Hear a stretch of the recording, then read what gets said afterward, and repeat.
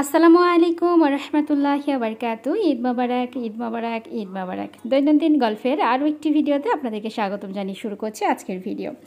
আজকে আপনাদের সঙ্গে শেয়ার করব, যেহেতু আগামীকাল সম্ভাব্য ঈদ হবে মনে হচ্ছে, তো যদি আগামীকাল ঈদ হয়েই যায় তাহলে আজকে আমাদেরকে চাঁদ দেখে তারপর দোয়া পাঠ করতে হবে। তো যে দোয়াটি পাঠ করতে হবে সেটি আমি স্ক্রিনে আপনাদেরকে দিয়ে দিচ্ছি। আপনারা অবশ্যই চাঁদ দেখতে যাবেন, আকাশে চাঁদ তালাশ করবেন, কারণ এটা একটি গুরুত্বপূর্ণ সুন্নত। আর চাঁদ যদি আপনি দেখতে নাও পান তবুও আকাশের দিকে তাকিয়ে দোয়াটি পাঠ করতে হবে, তাহলে ইনশাআল্লাহ আল্লাহ তাআলা আমাদেরকে এর যেই সুন্নতটি পালন করলে যেই সবটি আছে সেটি আমরা পেয়ে যাব। আর অবশ্যই মাথায় রাখতে হবে যে ঈদের চাঁদ রাত্রে থেকে শুরু করে ঈদের নামাজ পর্যন্ত আমাদের একটি তাকবীর দিতে হবে। তাকবীরটি মেয়েরা আস্তে আস্তে দিবে, ছেলেরা জোরে জোরে দিবে।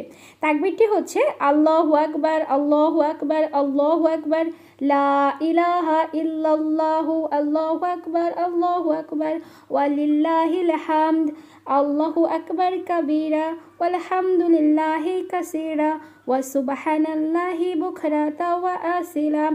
এই তাকবীরটি দিতে হবে। তো কোথাও কোথাও আছে যে এটি ফার্স্টে আমরা 3 বার আল্লাহু আকবার বলতে পারি, আবার কোথাও কোথাও আছে 2 বার। তো আমার 3 বারটা বেটার ভালো লাগে, এজন্য আমি 3 বার আপনাদেরকেও দিতে বলবো। তো এই তাকবীরটা আমাদেরকে একেবারে ঈদের নামাজ পর্যন্ত দিতে হবে। হ্যাঁ, আর অবশ্যই যেটি করতে হবে সেটি যে মেয়েরাও ঈদগাহে যাবে। আমরা অধিকাংশ সময় আমরা বাসায় ঈদের নামাজ আদায় করি, কিন্তু আমাদেরকে ঈদগাহে যেতে হবে। এটি নবীজির একটি গুরুত্বপূর্ণ সুন্নত। তিনি বলেছেন যদি কারো হিজাব না থাকে তাহলে যেন সে পাশের জনের থেকে হিজাব ধার নিয়ে হলেও যেন মেয়েরা মসজিদে বলতে ঈদগাহে নামাজে যায়। হ্যাঁ, আর যাদের নামাজ নাই তারাও কিন্তু আপনার ঈদগাহে যেতে পারবে, কারণ নবীজি বলেছেন প্রত্যেকটা নারীকে ঈদগাহে যেতে। তো এজন্য আমরা সবাই ঈদগাহে যাব, ঈদের নামাজ আদায় করার চেষ্টা করব। আর ঈদের আগের দিন রাত্রবেলাটা কিভাবে কাটাতে হবে সেটা আপনাদের সঙ্গে শেয়ার করছি। আপনারা সবাই ঈদের আগের দিন রাত্রেবেলা অবশ্যই তাহাজ্জুদ নামাজ পড়বেন। যেভাবে রমজানের রোজার ভেতরে রাত্রেবেলা তাহাজ্জুদ পড়তেন, ওরকমভাবে ঈদের চাঁদ রাত্রে আপনারা সবাই অবশ্যই মধ্যরাত্রে উঠে তাহাজ্জুদ আদায় করবেন।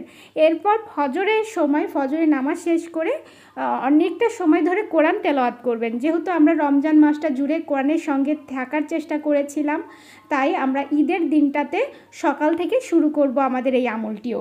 এজন্য অনেকটা সময় ধরে আপনারা সবাই কোরআন তেলাওয়াত করবেন। এরপর সকালে যত দ্রুত সম্ভব গোসল করে নিতে হবে। এরপর আপনারা সেমাই খান বা খেজুর খান, যে যেটা খুশি খেতে পারেন, খেয়ে তারপরে কিন্তু আমরা ঈদগাহে চলে যাব। ঠিক আছে? তো আজকে আমরা সংক্ষিপ্তভাবে বলার চেষ্টা করলাম। আর ভিডিওটি যদি ভালো লেগে থাকে তাহলে সবাইকে শেয়ার করে দিবেন। আমার জন্য দোয়া রাখবেন। আপনাদের ঈদ ভালো কাটুক সেই কামনায় আজকের ভিডিও শেষ করছি। সবাই ভালো থাকবেন। আসসালামু আলাইকুম রহমতুল্লাহি ওয়া বারাকাতুহু।